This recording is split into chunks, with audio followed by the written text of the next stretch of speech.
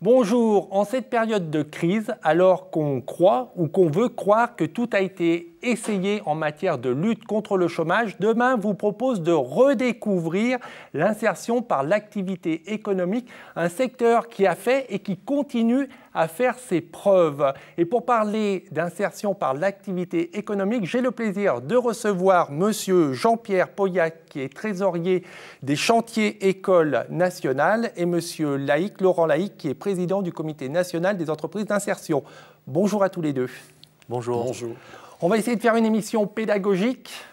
Et pour commencer, monsieur Pauillac, est-ce que vous pouvez m'expliquer ce que c'est qu'un chantier école et son parallèle, un chantier insertion?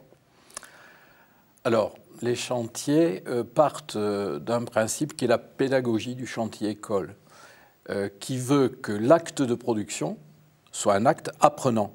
Bon. À partir et qu'on travaille sur quelque chose grandeur nature. C'est-à-dire, on ne va pas faire un mur et le démolir le lendemain. On va véritablement refaire, par exemple, un mur à pierre sèche ou travailler sur la reconstitution d'un moulin ou d'un puits dans le bâtiment. Mais après, on peut faire plein d'activités. Alors ça, c'est la philosophie, mais commençons par le départ. Donc, c'est des structures qui accueillent des personnes qui sont plutôt en difficulté et qu'on va remettre en mouvement. Exactement. C'est-à-dire, on accueille un public qui nous est présenté par des prescripteurs, puisque les structures d'insertion, en particulier les chantiers d'insertion, les ACI, comme on dit maintenant, ateliers et chantiers d'insertion, qui sont inscrits dans le marbre. En 1999, il y a eu un premier accord avec l'État et les chantiers d'insertion ont été reconnus. À côté, il y a les chantiers formation, qui utilisent la même pédagogie. La différence, d'un côté ACI, on a des salariés, donc on est employeur. De l'autre côté, on a des stagiaires de la formation professionnelle. Donc on peut utiliser la même manière de fonctionner, mais avec des impératifs différents. Au niveau de l'insertion, et je pense que M. Laïc le dira aussi, nous, ce qui est important, c'est que d'abord, la personne est salariée. Et quand, à la fin du mois, elle reçoit son bulletin de salaire, c'est une reconnaissance sociale, c'est une reconnaissance pour la famille, j'allais dire, c'est un nouveau projet social pour la personne, et elle se reconnaît. Et quand on est pour un chantier école, là, en revanche, on est stagiaire. C'est juste la différence entre chantier école et chantier d'insertion. Oui, si on veut dire chantier école, c'est l'appellation générique, qu'on soit ACI, atelier chantier d'insertion, ou qu'on soit chantier formation. Voilà, comme ça, on confond moins. Le plus important, c'est vrai qu'on était dans la nuance, mais que ce soit chantier école ou chantier insertion, c'est le principe composé au départ. Ce sont des personnes qui sont en difficulté, qui sont très éloignées de l'emploi, et grâce à l'acte apprenant sur une activité productive, pour reprendre vos termes, eh ben, on va essayer de les raccompagner vers un emploi classique et vers une entreprise classique. Mais avant qu'ils partent sur l'entreprise classique, il y a un échelon sur cette échelle d'insertion qui est juste avant, qui est l'entreprise d'insertion, monsieur Laïc. Et alors, qu'est-ce qu'une entreprise d'insertion? Alors, une entreprise d'insertion, c'est très simple, c'est avant tout une entreprise. Donc, c'est une entreprise qui est inscrite sur un marché et qui est un marché concurrentiel. Cette entreprise fonctionne comme n'importe quelle autre entreprise et respecte toutes les règles du marché et toutes les règles du droit du travail. Mais la finalité de cette entreprise est une finalité exclusivement sociale, c'est-à-dire permettre à des personnes éloignées de l'emploi ou très éloignées de l'emploi, d'accéder à un emploi et trouver un emploi ailleurs que dans notre entreprise à la fin du contrat de travail. Donc l'entreprise d'insertion, sa première mission, ça va être de salarier des personnes en grande difficulté dont personne ne veut. Et donc c'est ce premier acte-là qui est important et qui se marie bien avec les chantiers d'insertion qu'on vous a présentés précédemment. Est-ce que vous vous adressez au même public, que ce soit les chantiers insertion ou les entreprises d'insertion? Je pense que le chantier d'insertion, c'est un peu la première marche, ce qui explique que l'on a un public RSA, socle, hein, donc revenu solidarité active. Hein. J'allais dire à peu près le chiffre, c'est 70% de personnes qui rentrent dans un chantier sont attributaires du RSA socle. Ça veut dire que ce sont des personnes, ça fait longtemps qu'ils sont au chômage. Ce qui d'ailleurs dément un petit peu les chiffres du fameux rapport IGAS, parce que ces personnes-là vu leur situation, ne sont pas inscrites à Pôle emploi. Donc pour l'État, ils n'existent pas. Et dément, vous dites que ça dément le rapport, parce que disait ce rapport?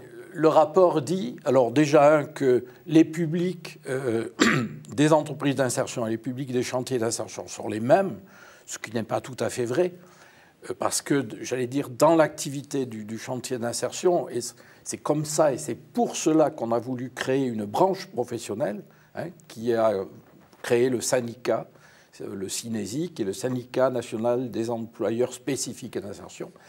Donc on reçoit vraiment des publics où le gros travail qui va être fait, c'est de les resocialiser, de leur redonner une dynamique pour entrer sur le marché du travail. Et c'est vrai que dans certains cas, vu la situation des personnes, c'est très individualisé tout ça, vu la situation des personnes, certains ils vont arriver à faire un parcours à toute vitesse, et puis d'autres, ils vont mettre beaucoup de temps, parce que ce sont des personnes qui sont quand même en souffrance quand ils entrent chez nous. D'ailleurs, un des signes de souffrance, c'est qu'aujourd'hui, de plus en plus, ces personnes-là sont agressives, beaucoup plus qu'il y a quelques années. Pourquoi? Parce que la durée de chômage a été plus longue, la difficulté d'arriver sur le marché du travail est plus difficile. Ils sont vraiment exclus de ce monde du travail. Et ça, ils le refusent. Et tant qu'ils sont agressifs, j'allais dire, il y a un signe d'espoir. Parce qu'il y a une dynamique où ils se rebellent contre quelque chose qui est leur quotidien. Et les entreprises d'insertion s'adressent à quel public? Alors, il est toujours très difficile de mesurer au pied à coulisses un degré d'éloignement à l'emploi. Alors, je sais bien que c'est plus simple de dire cette personne est extrêmement éloignée de l'emploi, celle-ci un peu moins, mais la vie est beaucoup plus complexe. On s'aperçoit aujourd'hui que les personnes font de plus en plus de va-et-vient entre des situations d'inactivité longue, des situations d'activité à temps partiel et des situations d'activité. Et il y a des allers-retours permanents qui se font, ce qui n'était pas tout à fait le cas il y a une quinzaine d'années. Mais pour simplifier quand même les choses et pour qu'on comprenne bien à quel niveau se situe l'outil entreprise d'insertion ou entreprise de travail temporaire d'insertion, c'est-à-dire qu'une fois que la personne a été remobilisée dans un chantier d'insertion par exemple, il y a tout un travail sur la professionnalisation, sur l'intermédiation sociale, régler les problématiques sociales de la personne, sur la qualification et la mise en situation réelle de travail. Et ça se fait dans une entreprise d'insertion. Donc je dirais, pour simplifier les choses, que l'entreprise d'insertion va s'adresser probablement à un public un peu moins éloigné que celui des chantiers d'insertion, et qu'elle continue le travail pour faire que la personne progressivement produise dans des cadences habituelles de travail, cadences de production, et puisse donc être autonome par rapport à son propre parcours et son propre devenir. De toute manière, que ce soit l'une ou l'autre de vos structures, on ne vient pas directement vous voir, mais ce sont des prescripteurs comme Pôle emploi qui vous envoient ces personnes. Alors, les gens peuvent rentrer, venir nous voir, enfin, nos portes sont tout le temps ouvertes. Ce qu'a prévu la loi, c'est que pour qu'on puisse salarier quelqu'un, il faut qu'il possède un agrément Pôle emploi pour bien vérifier que la personne relève d'un parcours d'insertion. Mais je pense que ce qui différencie les deux outils dans les méthodologies d'approche, c'est vraiment l'approche au marché. Une entreprise d'insertion est complètement inscrite dans ce marché. Donc, on a un client qui va nous exiger des cadences de travail, un niveau de qualité, ce qui est moins le cas dans un chantier d'insertion. Et donc, le fait de pouvoir travailler sur la même personne avec des objectifs différents fait qu'on va pouvoir l'accompagner sur l'ensemble de ses facettes et donc que du coup les outils deviennent complémentaires. Alors après cette présentation pédagogique et théorique, je vous propose une illustration pratique. On va partir en Loire-Atlantique, découvrir un chantier d'insertion qui s'appelle Access Réagis et qui est spécialisé sur le maraîchage. Ils ont entamé une démarche de structuration de la filière pour favoriser les produits courts. C'est parti pour la Loire-Atlantique.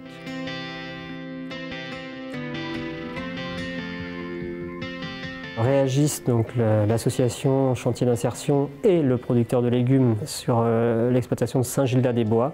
C'est 14 hectares d'exploitation, 5 à 6 hectares de production maraîchère.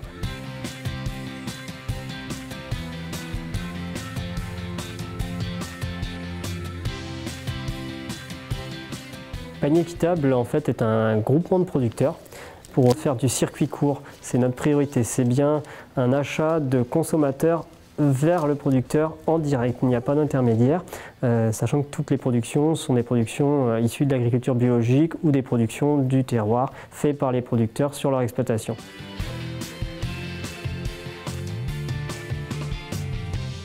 Les circuits courts, c'est à l'heure actuelle quelque chose qui est fortement porté par des politiques publiques.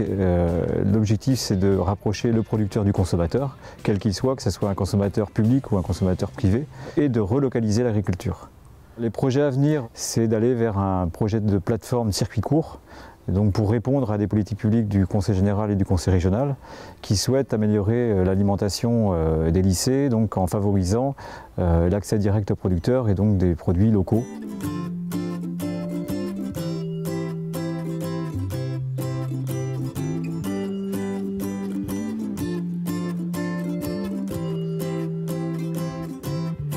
L'idée, c'est d'être l'intermédiaire entre les producteurs et les consommateurs, et donc à la fois de faciliter les problèmes logistiques que pose la mise en place de circuits courts, et de faciliter la première transformation des produits qu'on recevra en mettant en place une légumerie qui permettra de faire une première préparation pour acheminer les produits vers les lycées ou les collèges ou collectivités privées qui souhaiteront donc s'engager sur une politique d'achat en circuit court. Ça prendra en compte normalement l'épluchage, le lavage et puis le conditionnement plutôt en classe 4. Donc ça veut dire sous vide puisque c'est une des contraintes qu'on a aussi pour approvisionner notamment les collectivités publiques que sont les lycées et les collèges. Monsieur Pauillac, le maraîchage, l'agriculture, de façon générale, c'est un bon outil pour travailler à l'insertion des personnes? Alors, c'est toujours un débat très curieux.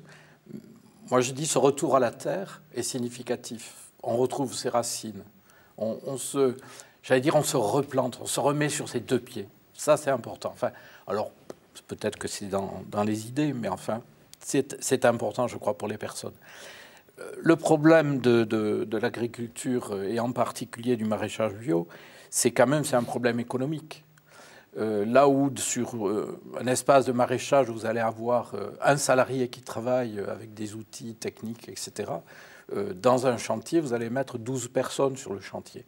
Donc, économiquement, le rapport est difficile. S'il n'y avait pas l'accompagnement des personnes par le biais des contrats aidés, donc de la prise en charge pratiquement du salaire des salariés en insertion, ça ne serait pas possible, à mon avis.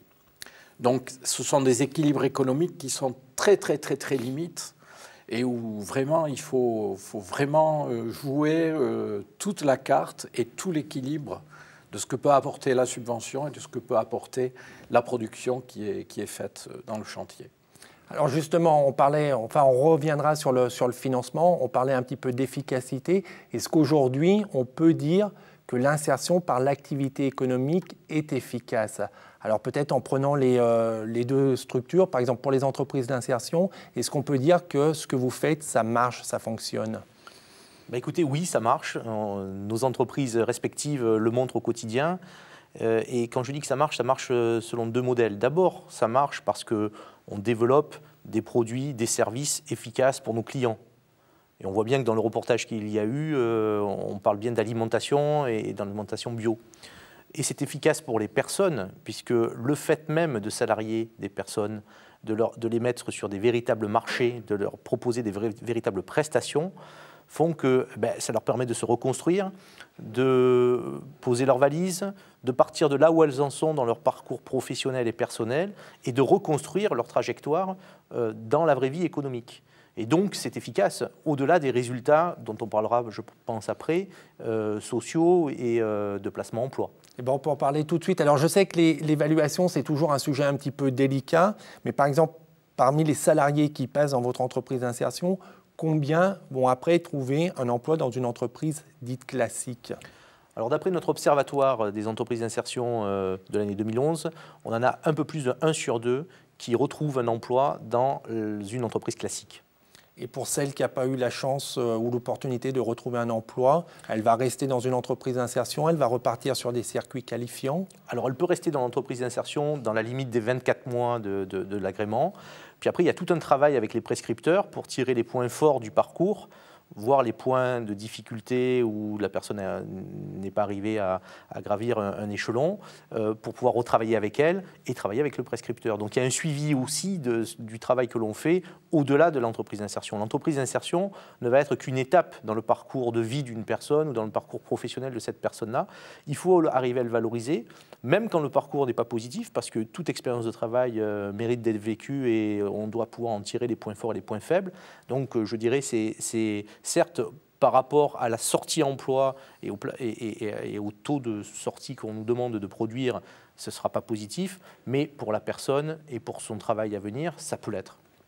Et pour les chantiers d'insertion, quelle est l'efficacité ? Et je pense qu'on doit se retrouver sur des chiffres où on a à peu près 23% de personnes qui vont vers un travail durable, c'est-à-dire un CDI, un CDD de plus de 6 mois. Ensuite, on a à peu près 20% aussi qui repartent sur des parcours, donc là, qui vont avoir des parcours vers une autre structure d'insertion. On a une autre partie de personnes qu'on a réussi à amener, j'allais dire, de l'illettrisme ou de la non-possibilité de calculer ou de maîtriser l'outil informatique, à les amener à des parcours de formation qualifiants, donc à leur permettre d'entrer sur un parcours de formation qualifiant.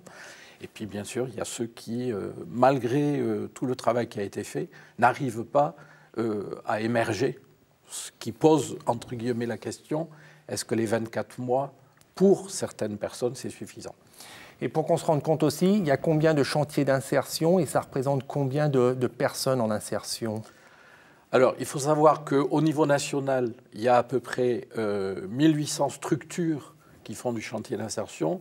Ça représente 70 000 salariés, dont 63 000 qui sont des salariés polyvalents, c'est-à-dire des salariés sur un parcours d'insertion.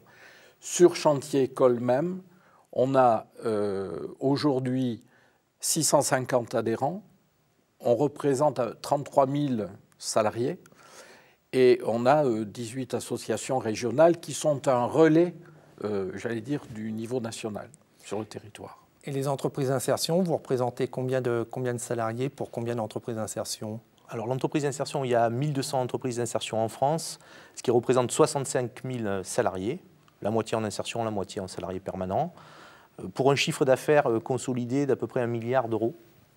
Et en ce qui concerne le CNEI, c'est 60% de ces entreprises qui adhèrent à notre fédération et à notre réseau. Donc si je vous ai bien entendu, ça fait à peu près 30 000 personnes en insertion du côté des entreprises d'insertion, 60 000 du côté des chantiers d'insertion, ça fait 90 000. On a à peu près 5 millions de demandeurs d'emploi en France. Pourquoi les chiffres sont si bas et pourquoi on n'a pas plus recours à l'insertion par l'activité économique ? Alors, premièrement, une entreprise d'insertion ou une entreprise de travail temporaire d'insertion, c'est un projet entrepreneurial.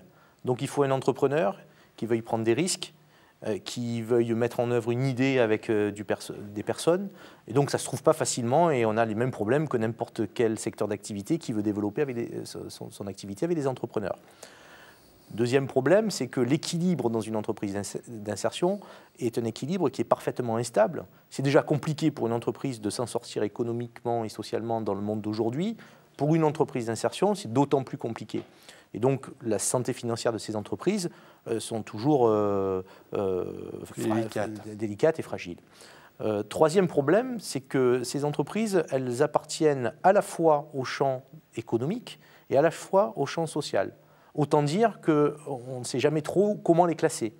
Et donc, face au pouvoir public, on a parfois la difficulté de se faire entendre pour qu'on nous permette ce développement et qu'on nous aide à développer ces entreprises-là, puisqu'on est inclassable.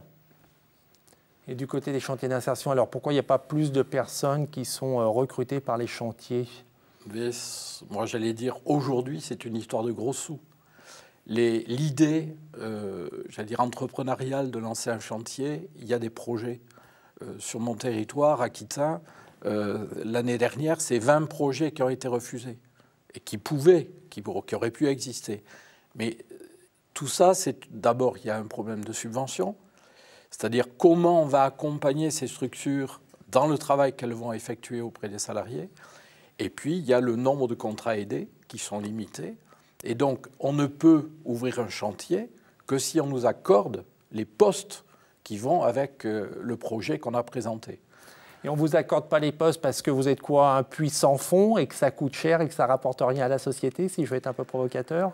Nous, ce qu'on remarque, c'est que quand, par exemple, on reçoit une subvention de 1 euro, on redistribue sur le territoire entre 2 et 3 euros directement sur la vie économique. Ça veut dire que c'est aussi une dépense qui est directe parce que ces personnes-là, imaginez-vous, vous avez le SMIC, même un peu moins que le SMIC, puisque dans un chantier, on travaille entre 20 et 26 heures, ça dépend des statuts et des lieux, mais cet argent-là, il est redistribué directement sur le territoire. Et ça veut dire que c'est un problème de perception aussi, qu'on a trop tendance à raisonner en termes de coûts et qu'on ne voit pas l'investissement que peut représenter vos structures? Alors, en ce qui concerne les entreprises d'insertion, on intervient dans un vase clos. Il y a un certain nombre de postes qui sont alloués par an en France et répartis sur les territoires. Et donc, si on trouvait, parce que je reprends vos 2 autres critères, qui sont des entrepreneurs qui ont la fibre sociale et qui ont envie de se lancer là-dessus, et puis un marché qui est difficile parce qu'il y a une partie en insertion, si on lève ces 2 obstacles, on a ce plafond qui vous empêche de développer plus d'entreprises d'insertion. Tout à fait, parce qu'il se trouve que les entrepreneurs, on les a, que certaines entreprises sont capables de développer et ont du développement, et que pour des raisons d'archaïsme de gestion de ces budgets-là, la totalité de l'enveloppe allouée une année n'est pas totalement consommée. C'est-à-dire qu'on a sur des territoires des entreprises d'insertion à qui on refuse des postes, et au national, une dizaine de millions d'euros cette année qui va remonter et qui n'aura pas été consommée. Donc ce qu'on demande, nous, c'est effectivement, d'avoir une gestion plus souple, plus moderne de ces financements, de pouvoir ouvrir les postes pour accompagner le développement de nos entreprises, celles existantes et qui se développent, mais celles aussi qui doivent se créer, puisqu'il y a un dynamisme fort sur cette question-là. Et troisièmement, qu'on nous paye le coût de cette prestation sociale au juste prix, le juste prix devant être revalorisé, puisque ça fait plus de 10 ans que nos entreprises n'ont pas été augmentées sur le prix de leurs prestations sociales, alors que le SMIC a pris 40% dans la même période. Et aujourd'hui, c'est pareil, enfin, c'est ces contraintes budgétaires qui font qu'on ne veut pas lâcher les vannes des financements? Alors, c'est certes des contraintes budgétaires, mais au lieu d'avoir une approche par rapport à la dépense, il faudrait qu'on évalue le coût économique de l'insertion. Et on s'apercevrait, comme il a été dit précédemment, que pour 1 euro dépensé, investi, le gain direct de cet euro se transforme de 1 à 3, selon les structures, dès l'année de la dépense. Donc ça veut dire que le coût économique de l'insertion doit être approché de façon globale et pas uniquement sur la ligne de la dépense publique dont nous dépendons. C'est tout le travail qu'on est en train d'engager actuellement avec le gouvernement, dans le cadre de ce qu'on appelle le CNIAE, le Conseil national de l'insertion par l'activité économique, et où les ministres nous ont demandé de faire des propositions pour fin juin. Donc on nourrit un grand espoir pour qu'en fin juin, nous puissions avoir satisfaction sur nos demandes, c'est-à-dire plus de postes pour assurer le développement et permettre à des chantiers, des entreprises d'insertion et des entreprises de travail temporaire d'insertion d'assurer leur développement et d'être payés correctement, de façon juste, je dirais, pour ne pas déséquilibrer nos équilibres financiers. Et puis on a évoqué juste le coût économique, mais bien évidemment, il y a aussi un coût psychologique. Une personne qui travaille est bien mieux dans sa peau qu'une personne qui reste chez elle en attendant qu'un emploi ou qu'une structure se manifeste auprès d'elle. Alors je vous propose une deuxième illustration. On a vu tout à l'heure, c'était un chantier d'insertion. Maintenant, c'est une entreprise d'insertion qui se trouve en Île-de-France et qui s'appelle Cycleva.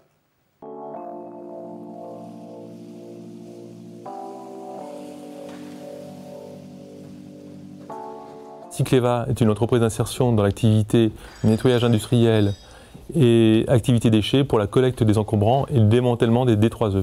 D3E, cela veut dire déjà déchets d'équipements électriques et électroniques.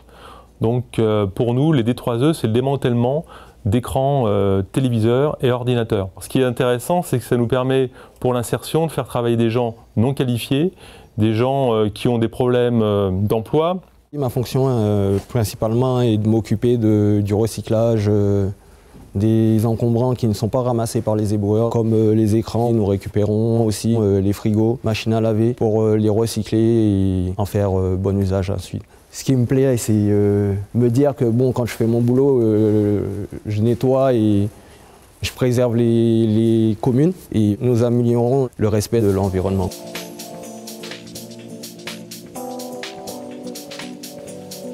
Alors les perspectives, c'est aujourd'hui pour nous une continuité dans l'activité déchets, donc notamment la création d'une déchetterie et d'une recyclerie. Alors déchetterie, ça veut dire en local l'apport de déchets de professionnels, mais aussi une recyclerie, pour nous, ça va être de réemployer les matériaux qui nous sont apportés pour donner une seconde vie à l'objet. Donc il y a deux objectifs, un objectif social, donc l'emploi, mais aussi de permettre à une population avec peu de moyens de s'équiper. Nous avons 35 équivalents temps plein post-entreprise d'insertion, et pour l'augmentation de notre activité, il nous faudrait au moins 6 ou 10 postes supplémentaires, ce qui est difficile aujourd'hui d'obtenir. Les besoins sont politiques et puis aussi financiers, puisque nous avons besoin d'un projet comme celui-ci, c'est 1 à 2 millions d'euros au minimum, donc d'avoir des fonds de l'État, de la région, du département, voire de l'Europe. Les fonds européens, notamment FSE FEDER, seraient des fonds importants pour nous, pour un développement de l'entreprise. Mais la difficulté, l'opacité et la complexité d'un montage de dossier font qu'aujourd'hui, on est réticent à se lancer sur une demande de subvention auprès de l'Europe. On a vu tout à l'heure avec le chantier d'insertion, on était sur le maraîchage. Là, avec l'entreprise d'insertion, on est sur le tri des déchets. Quelles sont les filières sur lesquelles se développent vos structures ? Alors, il y a de nombreuses filières sur lesquelles nos structures se développent, mais actuellement, tout ce qui est métier vert, ce qu'on appelle les métiers verts, est en fort développement. Donc là, on a vu, par exemple, la gestion des déchets. Il en est de même pour l'eau, le métier de l'eau. Alors, insertion et déchets, ça a déjà été fait. Insertion et eau, beaucoup moins. Donc, c'est un secteur de développement très fort. Il en est de même sur tout ce qui est l'utilisation de matériaux durables dans le secteur du bâtiment. Dans le secteur du transport aussi, il y a des évolutions majeures sur le matériel pour qu'il soit plus écologique. Donc, vous voyez que sur toute cette thématique du développement durable, l'entreprise d'insertion et les SIAE au sens large ont un vrai développement à faire. Et d'ailleurs, je rebondis sur le reportage, puisqu'on parle de l'Europe.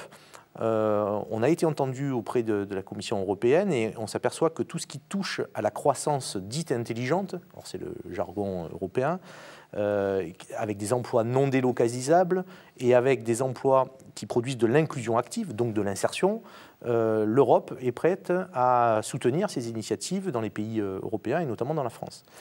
On peut préciser, enfin je complète juste, dire que entreprise d'insertion, chantier d'insertion, c'est un petit peu atypique au niveau européen. Ça existe principalement en France, c'est principalement développé dans notre pays, mais qu'effectivement l'Europe est intéressée par ces structures d'insertion et qu'ils souhaitent développer ça au niveau des autres pays de l'Union européenne. Mais je vous ai interrompu, pardon. Tout à fait, mais ce qui est important, c'est qu'on est dans un nouveau plan européen qui s'appelle la stratégie 2020, donc ça va couvrir la période 2014 à 2020, et donc toutes les cartes sont rebattues pour définir quelles sont les modalités d'intervention de l'Europe dans les pays membres. Et donc là, nous, on a un rôle au sein de nos réseaux et auprès de l'État français pour que l'utilisation de ces fonds soit beaucoup plus simple que précédemment, et qu'elle soit fléchée sur des métiers et des projets qui sont ceux qui sont prioritaires pour l'Europe, donc notamment la croissance verte. Donc vous voyez que le développement est possible. Ce développement, en ce qui concerne nos structures, ne se fera pas de façon ex nihilo, elle se fait toujours avec des partenariats. Alors certes, partenariats avec des entreprises type chantier-école, ACI, mais aussi des partenariats plus larges avec le monde économique traditionnel. Il y a des grands groupes positionnés sur ces métiers-là. On a un rôle à jouer, nous, en tant que co-traitants sur ces métiers, pour permettre à des personnes en difficulté d'emploi d'accéder à des métiers qui sont en création. Et donc, ce type de filières sont des filières pour nous très intéressantes pour l'avenir. Et pour rappeler aussi sur les filières, on peut préciser que souvent les chantiers d'insertion ont été pionniers et vous avez créé des filières où après les entreprises plus classiques sont venues parce que vous avez créé le marché et satisfait des besoins émergents. Oui, c'est certain. C'est-à-dire qu'on a pu, j'allais dire, jouer l'expérimentation, donc découvrir des filières nouvelles qui, d'ailleurs, après, sont prises en charge souvent par les EI. Hein, c'est-à-dire que le premier pas a été fait par le chantier et les EI ont pu continuer de manière beaucoup plus productive. Mais aujourd'hui, moi par exemple, les chantiers, on intervient sur tout ce qui est zone sensible. Quand on parle de croissance verte, comment on respecte le lit d'une rivière, comment aujourd'hui on se pose la question des cribleuses qui vont nettoyer les plages, qu'elles soient surtout chez nous Atlantique ou chez eux sur la Méditerranée, et où en criblant le sable avec des moyens mécaniques, on enlève toute la vie qui existe sous le sable, qu'on ne voit pas, mais qui existe. C'est le débardage à cheval. Et tout ça, c'est des choses qui reviennent. En face de chez moi, j'ai la chance d'habiter en face du château Aubryon, eh bien, ils se remettent à faire le labourage avec le cheval, qui est beaucoup plus respectueux des petits rangs de vignes minuscules. Voilà.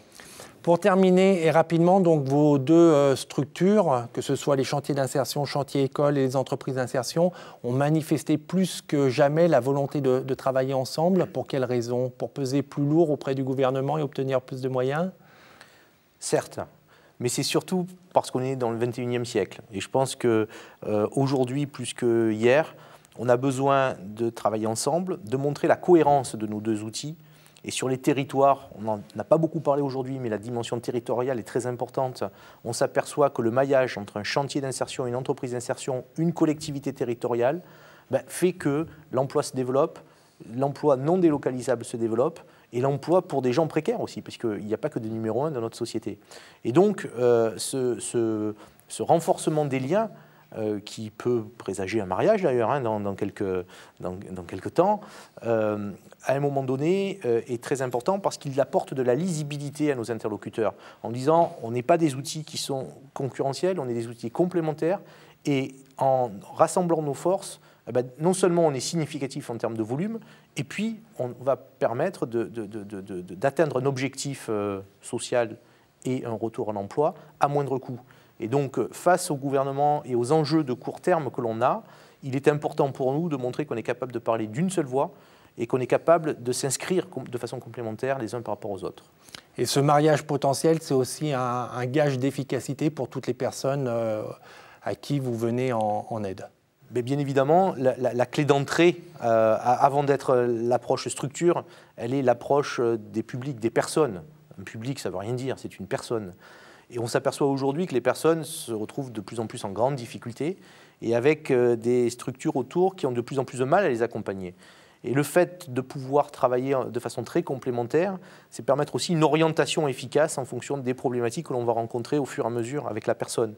Quelqu'un qui ne va pas réussir dans une ETTI, donc dans une entreprise de travail temporaire d'insertion, parce qu'elle aura été orientée à tort sur cet outil-là, pourra aller éventuellement dans un chantier d'insertion. Ce n'est pas une régression, c'est simplement de positionner la personne là où elle en est dans son parcours personnel et professionnel pour maximiser les chances d'une réussite du parcours. Messieurs, merci beaucoup. Je rappelle que régulièrement, tous les mois, sur la chaîne Demain, on laissera une place importante à l'insertion par l'activité économique. Pour ceux qui veulent en savoir plus, en attendant, il y a deux sites internet. Celui des chantiers écoles, c'est www.chantierécole.org. Celui du Comité national des entreprises d'insertion, c'est www.cnei.org. Et pour revoir cette émission, c'est www.demain.fr. À très bientôt. Au revoir.